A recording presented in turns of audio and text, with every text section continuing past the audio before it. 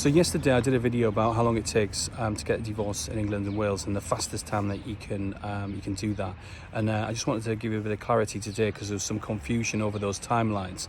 So the first part of the divorce process is actually the application, and typically it takes a court about 2 weeks to send the application to your husband and wife to say that you want to divorce them, and then that triggers a 20-week reflection period.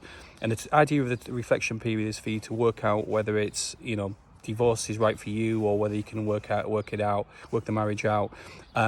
Within that time period, your husband and wife has to respond, acknowledge the service, so that the court knows that they're aware of the divorce proceedings. So at the end of that 20-week period, you're up to about 5.5 months from starting your divorce application. And then what you do then is apply for what's known as the conditional order, which is basically asking the court to give you permission to get a divorce.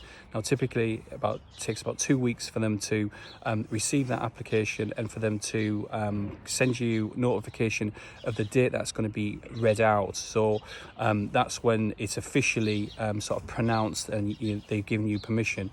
So from applying for the conditional order, it's usually about 4 weeks to get that date in the court where it's going to be read out. And then once you've got the conditional order, you need to wait 6 weeks or 43 days to apply for the final order.